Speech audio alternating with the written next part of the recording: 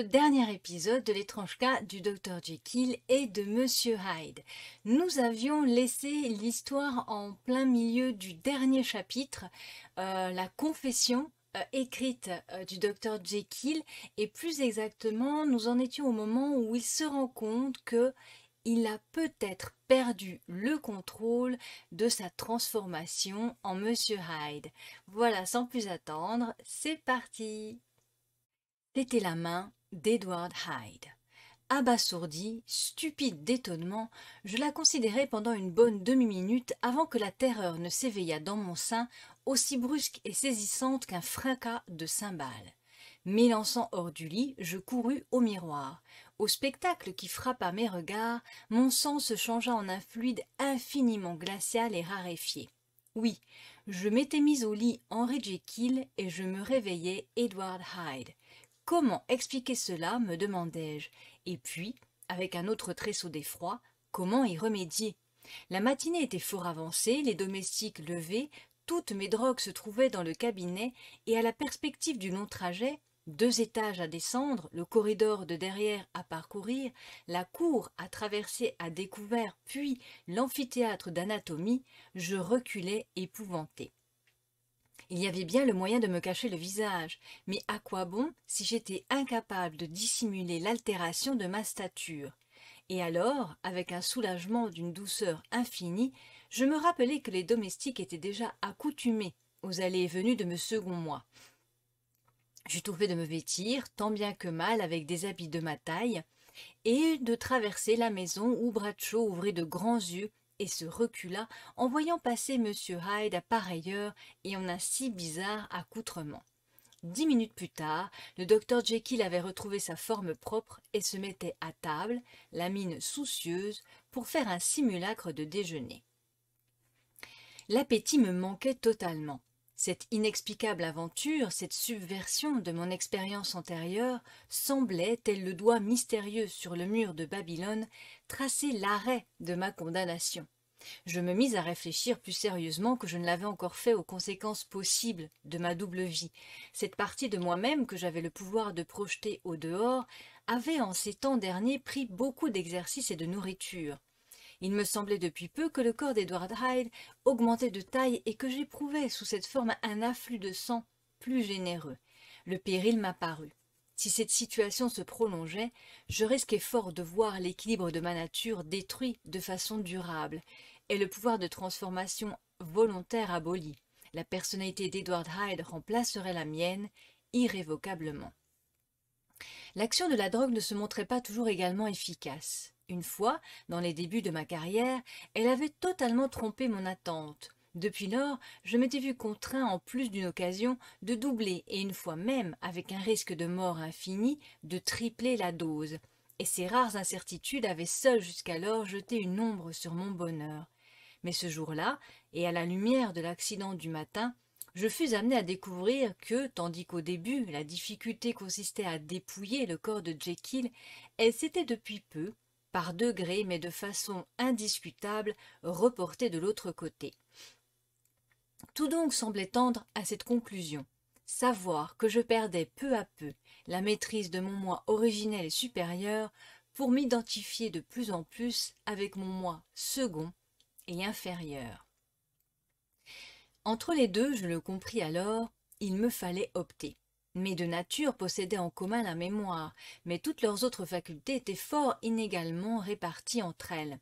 Jekyll, cet être composite, éprouvait tantôt les craintes les plus légitimes, tantôt une alacrité avide de s'extérioriser dans les plaisirs et les aventures de Hyde et à en prendre sa part. Hyde, au contraire, n'avait pour Jekyll que de l'indifférence, ou bien il se souvenait de lui uniquement comme le bandit des montagnes se rappelle la caverne où il se met à l'abri des poursuites.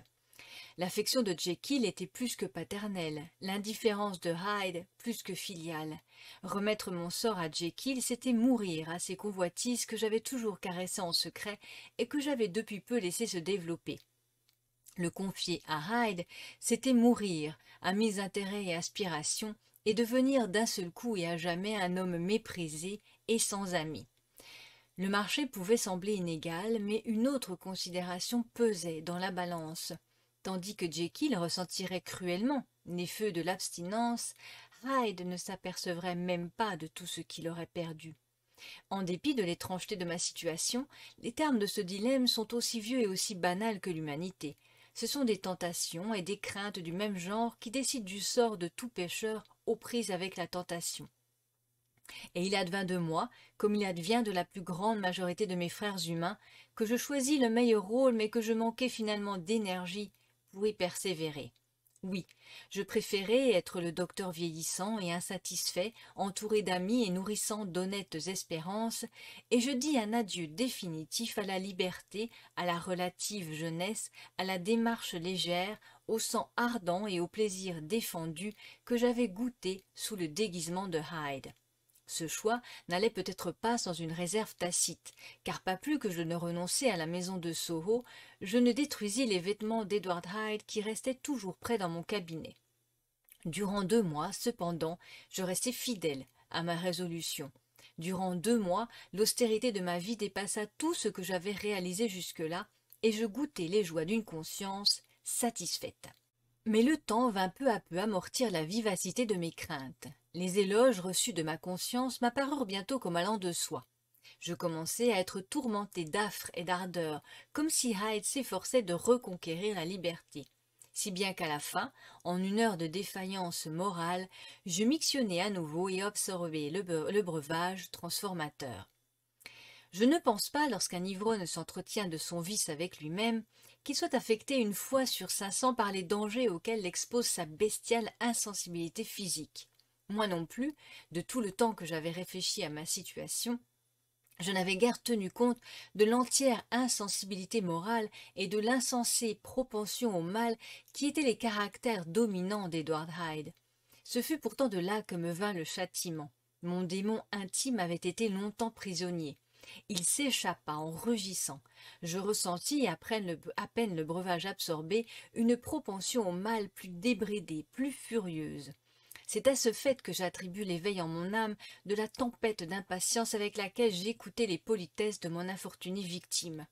Car je le déclare devant Dieu, aucun homme moralement sain n'eût pu se rendre coupable de ce crime sous un prétexte aussi pitoyable. Et je frappai, avec aussi peu de raison que n'en a un enfant en colère, de briser son jouet. Mais je m'étais débarrassé volontairement de tous ces instincts de retenue grâce auxquels même les pires d'entre nous persistent à marcher avec une certaine fermeté parmi les tentations. Et dans mon cas, être tenté, même légèrement, c'était succomber. À l'instant même, l'esprit de l'enfer s'éveilla en moi et fit rage. Chaque coup asséné m'était un délice, et je malmenais le corps inerte avec des transports d'allégresse. Ce délirant paroxysme n'avait pas cessé, et la fatigue commençait déjà de m'envahir lorsque soudain un frisson d'épouvante me transfixa le cœur. Un brouillard se dissipa, me montrant ma vie perdue, et à la fois exultant et tremblant, avec mon goût du mal réjoui et stimulé, et mon amour de la vie porté au suprême degré, je m'enfuis loin du théâtre de mes excès. Je courus à la maison de Soho, et pour plus de sûreté détruisis mes papiers. Après quoi, je ressortis parmi les rues éclairées, dans la même exaltation complexe, me délectant au souvenir de mon crime, et dans mon délire en projetant d'autres pour l'avenir, sans cesser toutefois d'être talonné d'inquiétude et de guetter derrière moi l'approche d'un vengeur. En mictionnant le breuvage, Hyde avait une chanson aux lèvres, et il but à la santé du défunt. Les tortures de la métamorphose avaient à peine cessé de le déchirer que Henry Jekyll, avec des larmes de reconnaissance et de repentir, tombait à genoux et tendait vers le ciel des mains suppliantes. Le voile de l'égoïsme se déchira de haut en bas, et ma vie m'apparut dans son ensemble. À plusieurs reprises, je la récapitulai depuis les jours de mon enfance, alors que je marchais la main dans la main de mon père, et repassant les efforts d'abnégation de mon existence professionnelle, j'arrivais chaque fois, sans pouvoir me résoudre à y croire, aux maudites abominations de la soirée.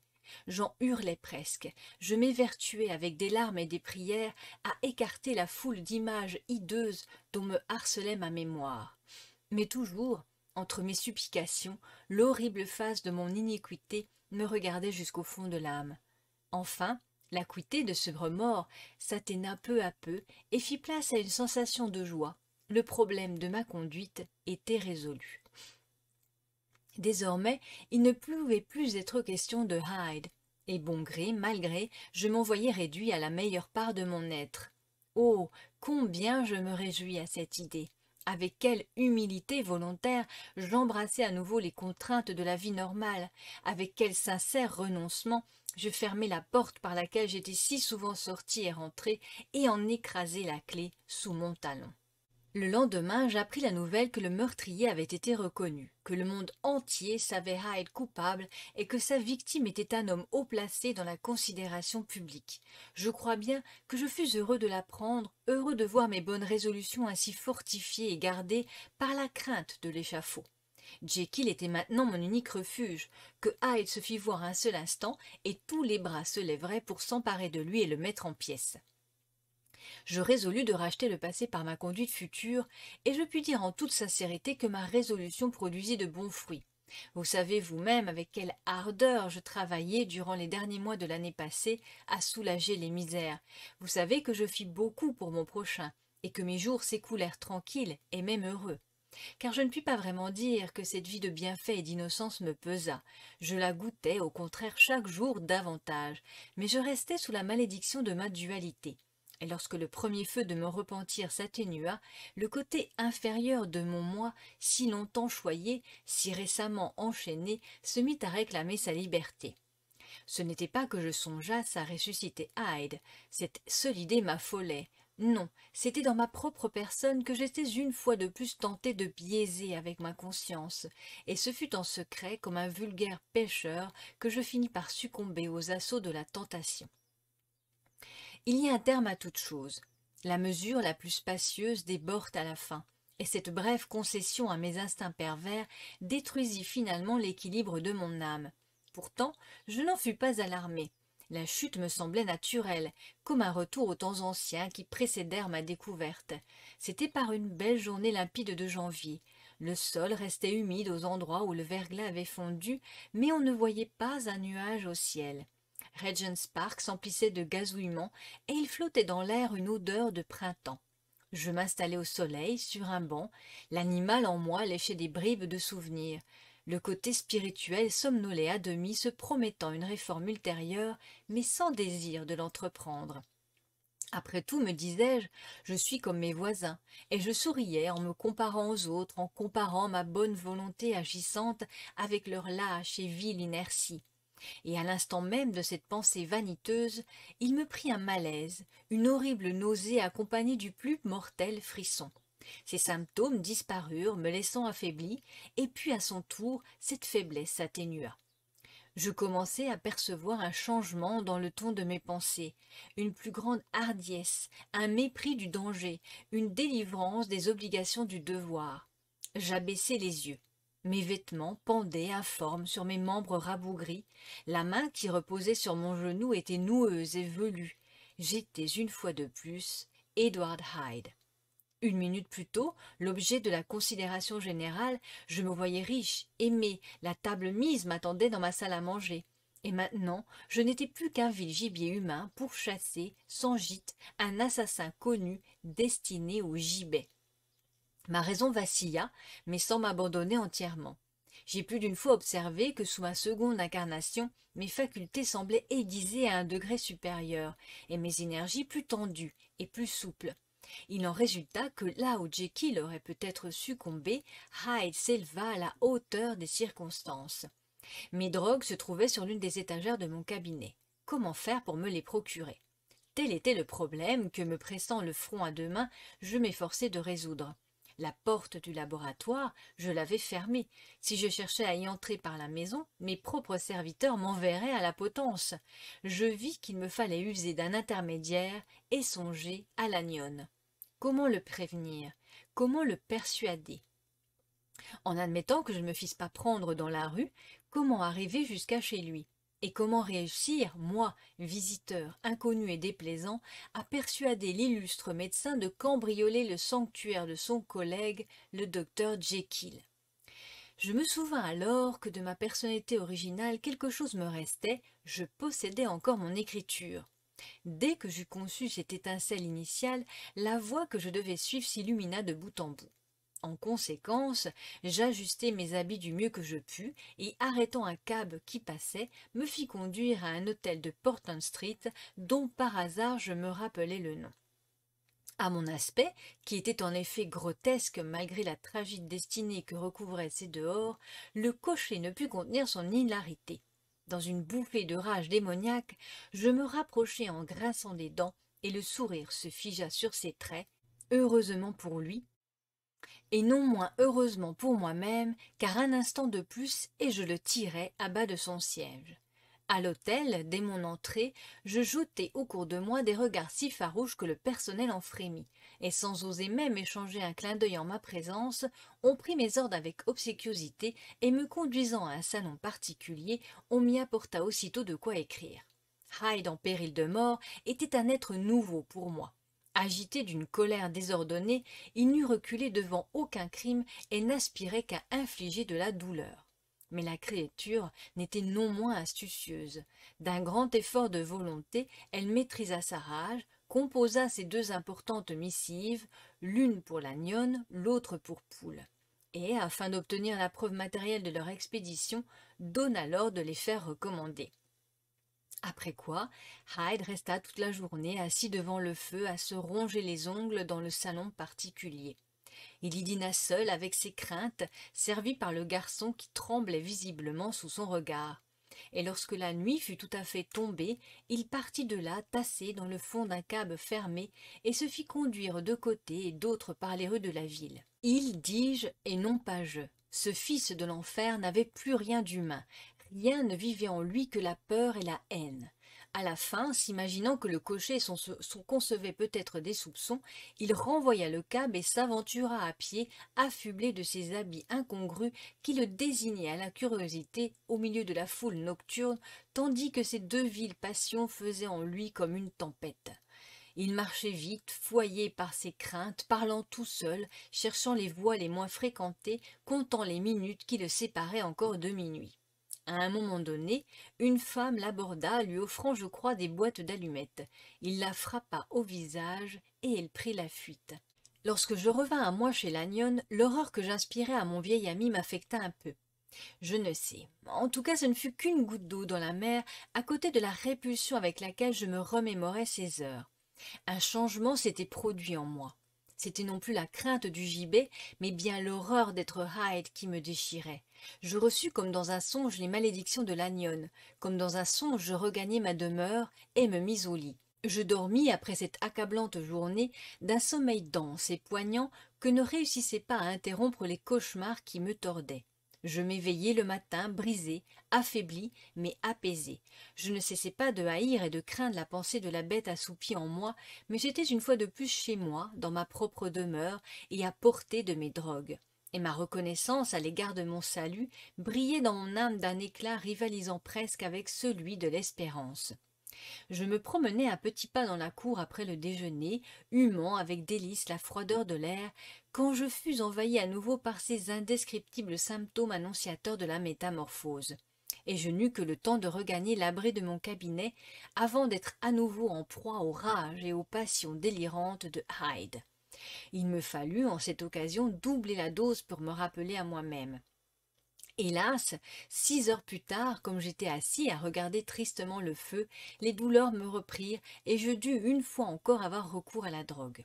Bref, à partir de ce jour, ce ne fut plus que par une sorte de gymnastique épuisante et sous l'influence immédiate de la drogue que je me trouvai capable de revêtir la forme de Jekyll.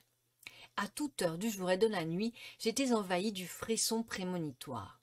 Il me suffisait principalement de m'endormir ou même de somnoler quelques minutes dans mon fauteuil pour m'éveiller immanquablement sous la forme de Hyde. La menace continuelle de cette calamité imminente et les privations de sommeil que je m'imposais alors et où j'atteignis les extrêmes limites de la résistance humaine eurent bientôt fait de moi, en ma personne réelle, un être rongé et épuisé par la fièvre, déplorablement affaibli de corps aussi bien que d'esprit et possédé par une unique pensée, l'horreur de mon autre moi. Mais lorsque je m'endormais ou lorsque la vertu du remède s'épuisait, je tombais quasi sans transition, car les tourments de la métamorphose devenaient chaque jour moins marqués, à la merci d'une imagination débordant d'images terrifiantes, d'une âme bouillonnant de haines irraisonnées et d'un corps qui me semblait trop faible pour résister à une telle dépense de frénétiques énergies. Les facultés de Hyde semblaient s'accroître de tout ce que perdait Jekyll. Du moins, la haine qui les divisait était alors égale de part et d'autre. Chez Jekyll, c'était une question de défense vitale.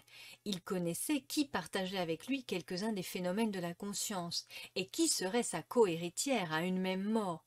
Et en sus de ces liens de communauté qui constituaient par eux-mêmes les plus âcres de ses détresses, il voyait en Hyde, malgré toute sa puissante vitalité, un être non seulement infernal, mais inorganique. Ceci était le plus révoltant, que le limon de l'abîme en vient à s'exprimer par le cri et par le verbe, que la morphe poussière gesticula et pécha, que ce qui était inerte et n'avait pas de forme put usurper les fonctions de la vie, et ceci encore, que cette larve monstrueuse fut associée à lui plus intimement qu'une épouse, plus intimement que la prunelle de ses yeux, qu'elle fut emprisonnée dans sa chair, où il l'entendait murmurer, où il la sentait s'efforcer vers la liberté. Qu'à chaque heure de faiblesse et dans l'abandon du sommeil, elle prévalut contre lui et le déposséda de son être. La haine de Hyde envers Jekyll était d'un ordre différent. Sa terreur du gibet le poussait naturellement à commettre un suicide provisoire et à reprendre sa situation subordonnée de parti au lieu d'individu. Mais il abhorrait cette nécessité, il abhorrait la mélancolie où s'enfonçait de plus en plus Jekyll, et lui en voulait du dégoût avec lequel ce dernier le considérait. De là provenaient les mauvais tours qu'il me jouait sans cesse, griffonnant de ma propre écriture des blasphèmes en marge de mes livres, brûlant les lettres et déchirant le portrait de mon père. Et certes, n'eût été sa crainte de la mort, il se fût depuis longtemps détruit afin de m'entraîner dans sa perte. Mais il a pour la vie un amour prodigieux. Je vais plus loin, moi que sa seule idée glace et rend malade, lorsque je songe à la bassesse et à la fureur de cet attachement, et lorsque je considère à quel point il redoute mon pouvoir de l'en priver par le suicide, je suis presque tentée de le plaindre. Il serait vain de prolonger cette analyse, et le temps ne m'est hélas que trop mesuré. Il suffit de savoir que personne n'a jamais souffert semblable tourment, et malgré tout à ceci, l'habitude apporta non pas une atténuation, mais un certain endurcissement de l'âme, une sorte d'acceptation désespérée. Et mon châtiment aurait pu se prolonger des années sans la dernière calamité qui me frappe aujourd'hui et qui va me séparer définitivement de ma propre apparence et de mon individualité. Ma provision du fameux sel, non renouvelée depuis le jour de ma première expérience, touchait à sa fin. J'en fis venir une nouvelle commande, et mixionné le breuvage, l'ébullition se produisit comme le premier changement de couleur, mais non pas le second. Je l'absorbai sans aucun résultat. Vous apprendrez de Poole comme moi que je lui ai fait courir tout Londres, en vain, et je reste aujourd'hui persuadé que mon premier achat était impur et que cette impureté ignorée donnait au breuvage son efficacité. Près d'une semaine a passé depuis lors, et voici que j'achève cette relation sous l'influence de la dernière dose de l'ancien produit. Voici donc, à moins d'un miracle, la dernière fois que Henry Jekyll peut penser ses propres pensées ou voir dans le miroir son propre visage, combien lamentablement altéré. Du reste, il ne faut pas que je tarde trop longtemps à cesser d'écrire. Si mon présent récit a jusqu'à cette heure évité d'être anéanti, c'est grâce à beaucoup de précautions alliées à non moins beaucoup d'heureuses chances. Si les affres de la métamorphose venaient à s'emparer de moi tandis que j'écris, Hyde mettrait ce cahier en morceaux. Mais il s'est écoulé un peu de temps depuis que je l'ai rangé. Son égoïsme prodigieux et son immersion dans la minute présente le sauveront probablement une fois encore des effets de sa rancune simiesque. Et d'ailleurs, la fatalité qui va se renfermant sur nous deux l'a déjà changé et abattu. dans une demi-heure d'ici, lorsqu'une fois de plus et pour jamais je revêtirai cette personnalité haïe, je sais par avance que je resterai dans mon fauteuil à trembler et à pleurer, ou que je continuerai dans un démesuré transport de terreur attentive à arpenter de long en large cette pièce. Mon dernier refuge sur la terre, en prêtant l'oreille à tous les bruits menaçants. Hyde mourra-t-il sur l'échafaud, ou bien trouvera-t-il au dernier moment le courage de se libérer lui-même? Dieu le sait, et peu m'importe. C'est ici l'heure véritable de ma mort, et ce qui va suivre en concerne un autre que moi. Ici donc, en déposant la plume et en m'apprêtant à sceller ma confession, je mets un terme à la vie de cet infortuné Henry Jekyll. Et voilà, c'est la fin. Très jolie fin, je dirais. Franchement, ça m'a plu. Très belle fin de l'étrange cas du docteur Jekyll et de Monsieur Hyde, car effectivement, je ne l'avais encore jamais lu. Voilà, donc j'espère que ça vous aura plu autant que moi. Bien évidemment, ce n'est pas le frisson qu'on a l'habitude de connaître de nos jours, mais j'ai trouvé ça vraiment superbement bien écrit. J'ai pris un réel plaisir à le lire avec vous. Voilà, très bien écrit, superbe auteur, très belle traduction. Je suis ravie. Voilà. Donc je vous dis à très bientôt. Je vous laisse là-dessus. Je vous souhaite de prendre soin de vous, de prendre soin de tous ceux qui vous entourent et surtout de profiter de tout. Voilà, à très bientôt.